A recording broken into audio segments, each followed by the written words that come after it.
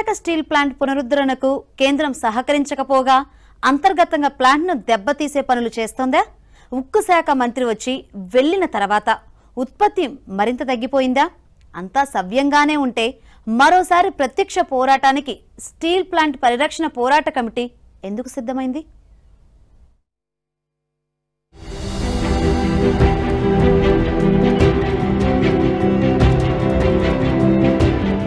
Visakha steel plant పరిరక్షణ కోసం మరోసారి ప్రత్యక్ష పోరాటానికి స్టీల్ ప్లాంట్ పరిరక్షణ పోరాట కమిటీ సిద్ధమైంది. ఈ మేరకు ఇవాళ షెడ్యూల్ను కమిటీ ప్రకటించింది. కేంద్ర మంత్రి స్పష్టమైన హామీ ఇచ్చిన తర్వాత కూడా విశాఖ ఉక్కును మూసివేసే దిశగా చర్యలు ఆగలేదని, స్టీల్ ప్లాంట్ కోసం పోరాటాలను మరింత ఉధృతం చేస్తామని వారు స్పష్టం చేశారు. ఈ నెల 22న సీఎండీ కార్యాలయం ముట్టడి చేపట్టనున్నట్లు వెల్లడించిన కమిటీ సభ్యులు సెప్టెంబర్లో రాష్ట్ర వ్యాప్తంగా ఆందోళనకు పిలుపునిచ్చారు.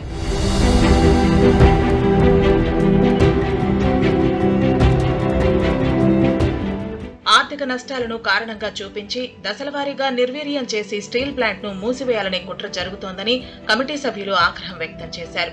దేశంలోని అన్ని స్టీల్ ప్లాంట్లలో ఉత్పత్తి పెరిగి లాభాలు వస్తుంటే విశాఖ ఉక్కు మాత్రం ఉత్పత్తిని తగ్గించి నష్టాలను మూటగట్టుకునేలా యాజమాన్యం ప్రవర్తిస్తోందని మండిపడ్డారు. కేంద్ర మంత్రి గారు వచ్చి విశాఖ ఉక్కుకి మేము ప్రభుత్వ రంగంలో ఉంచుతాం, దీన్ని కావాల్సిన రా మెటీరియల్, దీనికి కావాల్సినటువంటి సస్టైనబిలిటీ అంతా చేస్తామని చెప్పినప్పుడు కూడా ఒక ప్రత్యామ్నాయంగా గత వారం రోజుల నుంచి కూడా ప్రకటన, అప్పుడే 2 నెలల కాలం అయింది. ఈ ప్రకటన ఇచ్చిన తర్వాత పూర్తి విశాఖపట్నం స్టీల్ ప్లాంట్ రోజు రోజుకి ఉత్పత్తి అనేది ఆఖరికి ప్లాంట్ క్లోజ్ చేసే స్థాయికి తీసుకొచ్చేటటువంటి ఈ స్టీల్ ప్లాంట్ చైర్మన్ కానీ అధికారులు కానీ వీళ్ళ జీరో పొజిషన్లోకి తీసుకొచ్చారు. మరి ఇటువంటి ఆలోచన విధానం మార్చుకోవాలని చెప్పి రేపు 22వ తారీఖున మేము మొత్తం వేలాది మంది కార్మికులు స్టీల్ ప్లాంట్ మెయిన్ గేట్ దగ్గర పెద్ద ఎత్తున ప్రదర్శన చేస్తున్నాం. అలాగే వచ్చే నెల రాష్ట్ర వ్యాప్తంగా రాస్తారోకోలు, ధర్నాలు కూడా చేసి ఇంత పెద్ద పరిశ్రమలను మీరు మూతేస్తే ఇవాళ రాష్ట్రానికి ఉన్నటువంటి నష్టం ఉత్తరాంధ్రకి పూర్తిగా లక్షలాది మందికి ఉపాధి పోయే పరిస్థితి ఉంది.